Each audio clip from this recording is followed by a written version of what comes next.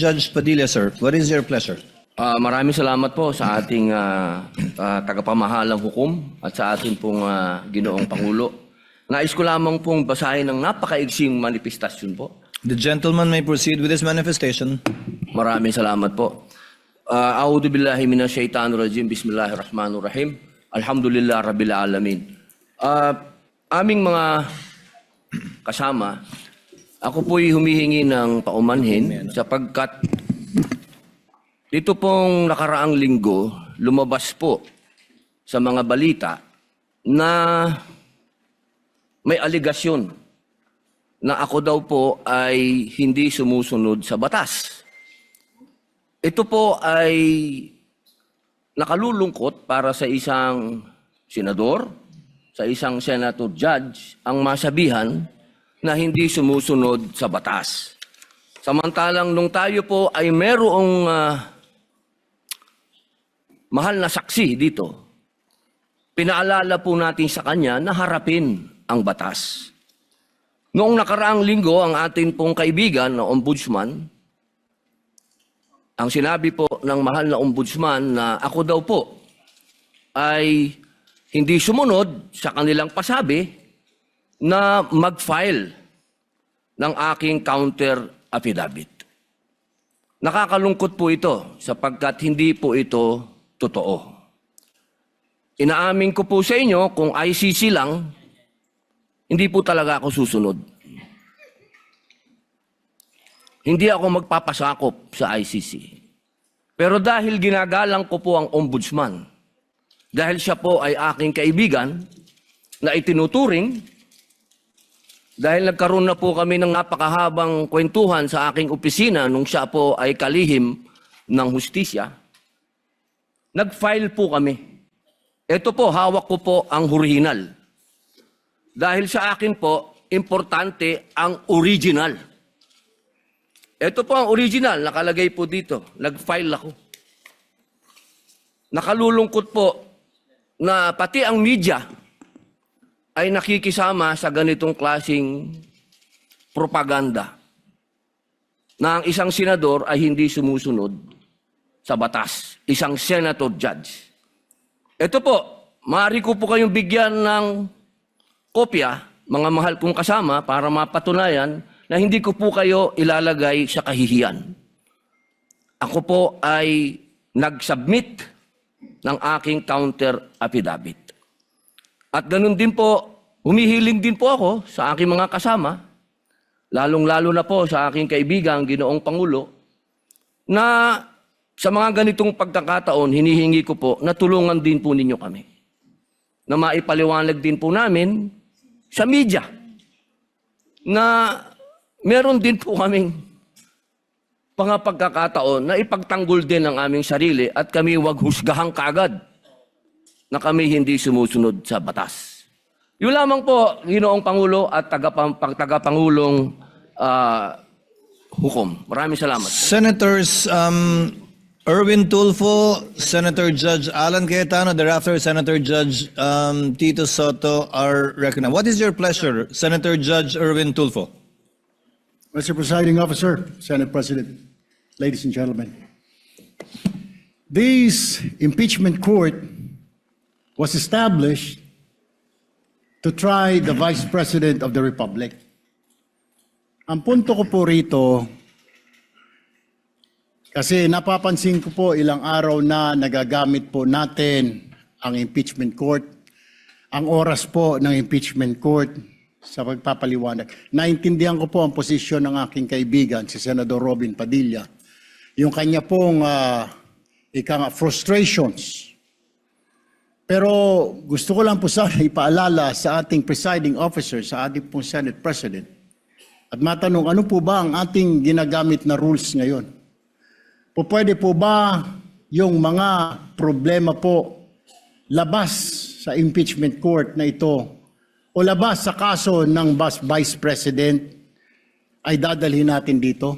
Di po ba ang korte na ito na itatag para po sana kay Vice President at kay Vice President lamang? Mga ebidensya, mga testimonya, mga pahayag patungkol lamang po sana sa impeachment ng Vice President. Kasi dito pong mga nagdaang araw, Mr. Presiding Officer, Senate President, mga kasama, napansin ko po na nagagamit ang oras po ng impeachment court sa pagtatanggol po ng mga nakaraang araw ng sarili ng ilan sa mga kasamahan natin sa mga akusasyon.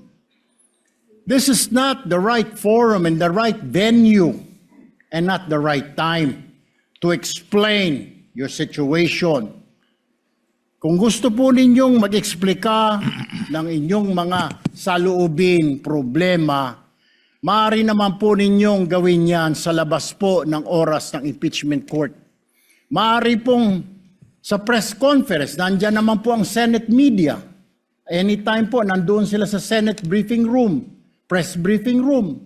Maaari din po sa Facebook o sa YouTube magpaliwanag. Huwag po nating gamitin ang oras ng impeachment court sa pagpapaliwanag o sa pagtatanggol ng ating mga sarili simula pa po noong nakaraang linggo. Because the time we waste here to defend ourselves, defend what we believe or what have you, is an injustice to the Vice President. Yung oras po na ito dapat ilaan natin sa pakikinig sa depensa ng Vice Presidente, sa mga akusasyon laban sa Vice Presidente, hindi po pagdidepensa sa mga sarili natin kung tayo inaakusahan ng kung anong mga ahensya, kung tayo po ay may mga kaso, may mga investigasyon. This is not the right forum, Mr. Presiding Officer, Mr. President, Senate President. This is not the right place.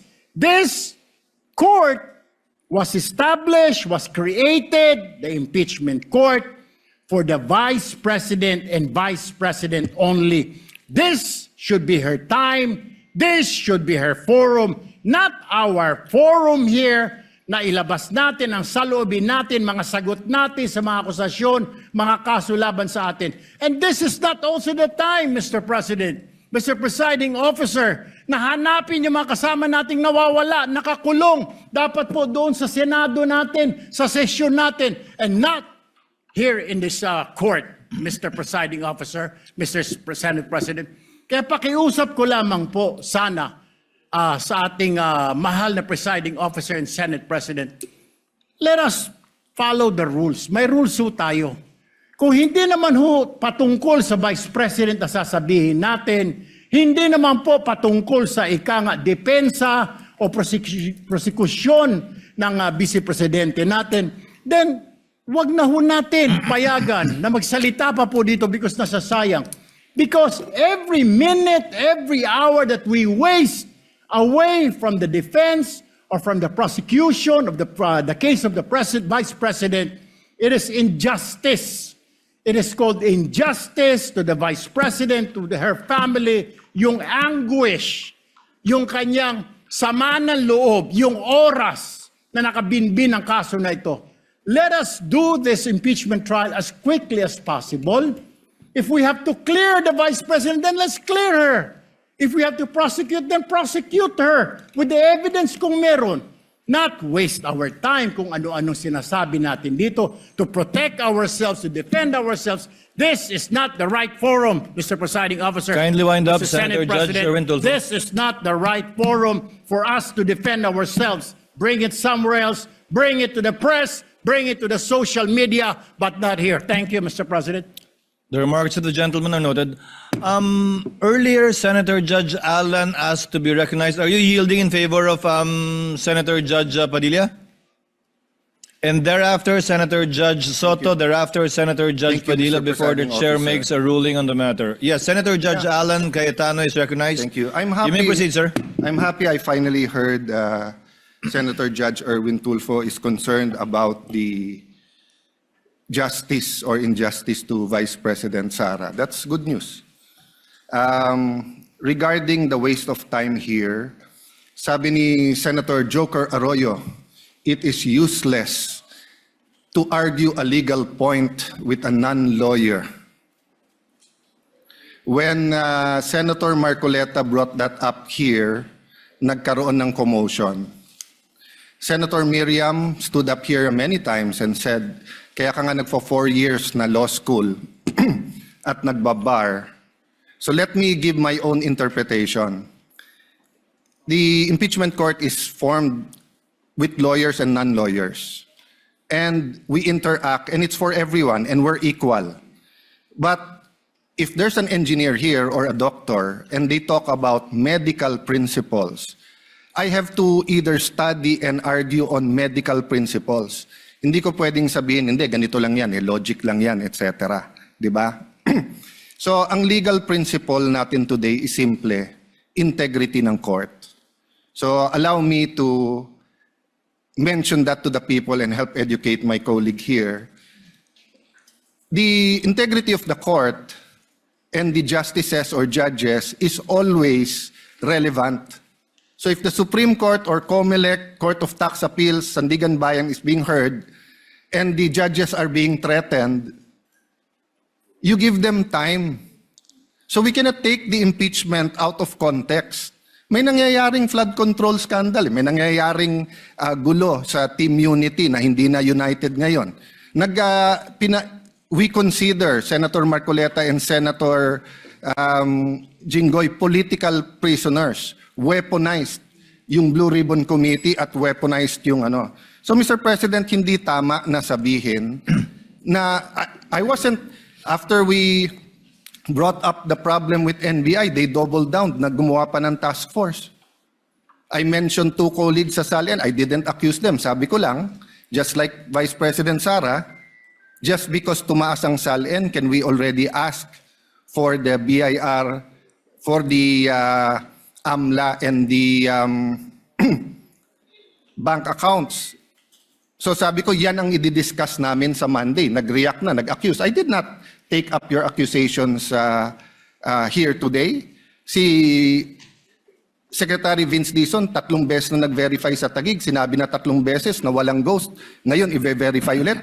I wasn't going to bring that up, but then i-question ninyo si Senator Padilla. It was all over the news na hindi niya inintindi or he snubbed the ombudsman. I was going to stand up before Senator Erwin stood up just to say, may registered mail.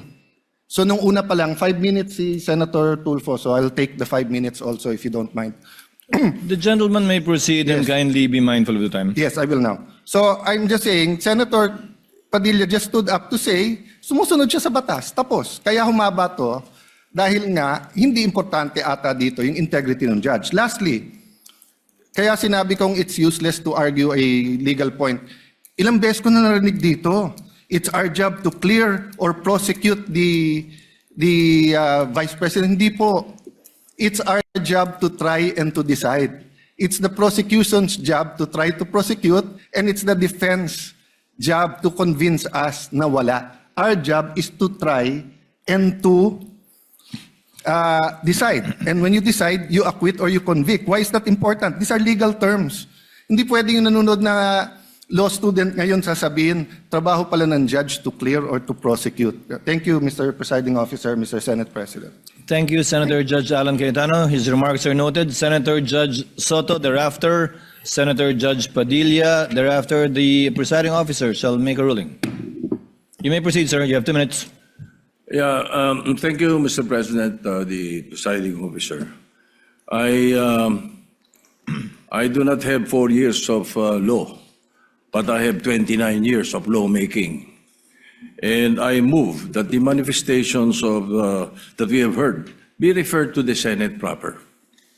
We will act on it at the proper time, Your Honor. Thank you. Your remarks are noted. Senator Judge Padilla is recognized. You may proceed, sir. You have 2 minutes. Maraming salamat po, aming tagapamahalang hukom. Ito pong kasuotan natin sa mga oras na ito, hindi lamang po ito nire-represent ang impeachment ng ating pangalawang Pangulo. Ang nire-represent po nito ay ating karapatan bilang mga Pilipino at unang-una na ang due process. Ito po yun ang ibig sabihin. Kaya ikaw ay pangalawang Pangulo, ikaw ang Pangulo, ikaw ay Senator Judge, ikaw ay magsasaka, ikaw ay mangingisda, kailangan may due process. Yung pong nangyari sa akin, na ako po ay nahusgahan na kaagad bilang senator judge, ang pinaglalaban po natin integridad ng korte na ito at ng mga senator judge. Kaya sana po wag nating kalimutan na ang bawat Pilipino ay may karapatan, lalong-lalo na sa usapin na ikaw, ako, sa oras na ito, ay senator judge. Yun lamang po, napakaiksi lang.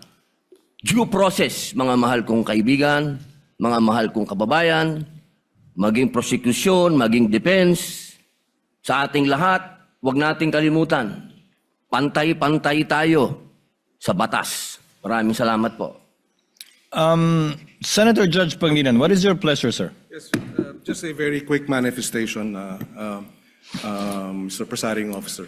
Earlier, former Senate President Soto moved that these matters be referred to the Senate. This is precedent, actually. During the Estrada impeachment trial, the father of Senator Cayetano Alan, Senator Rene Cayetano, made a manifestation regarding a case that was supposedly being prepared, a criminal case to be filed against him. It was raised in the impeachment court, but ultimately the impeachment court agreed that the manifestation was referred to the Senate as a legislative body. So there is precedent for this. Yes, the court allowed then Senator Rene Cayetano to make his manifestation, but eventually it was resolved that the matter be referred to the Senate as a legislative body. So we share, we move for the previous, yes, we call for the previous question, Mr. President. Senator Judge Cayetano? I think the presiding officer ruled that we will take it up later on, but if Senator Judge Pangilinan will insist, then I have to object on a point of order. Rule 6 says, the last part, the provisions of the rules of the Senate and the revised rules of court shall apply suppletory whenever applicable. And in the rules of the Senate, whenever the senator feels threatened or anything happens, whether pinatayan ng aircon, whether may nakatutok na barel or sinaran ng pinto, he can rise on a point of personal and collective privilege. We didn't do that para umikli. Now, if we're going to argue today rather than ask them about due process with a simple manifestation from Senator Padilla na hindi totoong binabastos o binabaliwala ang ombudsman, registered mail lang kaya hindi pa nadagdag, so, hindi kami ang nagwe-waste ng time. We can have a caucus, we can talk about it. You want to debate that now? With the permission of Senator Judge Pangilinan, to abbreviate the proceedings, May I just, Mr. President, because I was alluded to, Mr. President. May I just very quickly, Mr. President, Rule 6 on... you may proceed, sir. Thank you, Mr. President. Rule 6 of our impeachment rules, Mr. President, which was quoted by Senator Cayetano as being suppletory. Mr. President, that refers to evidence, rulings on evidence in the impeachment trial. It does not refer to privileged speeches.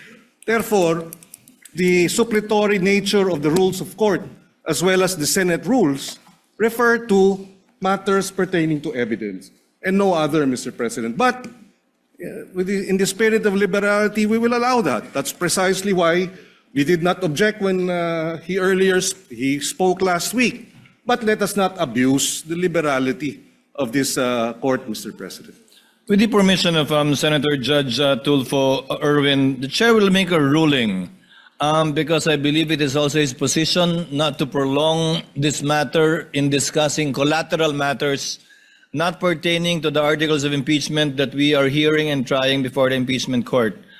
The chair rules that the manifestation of Senator Judge Padilla shall remain in the records.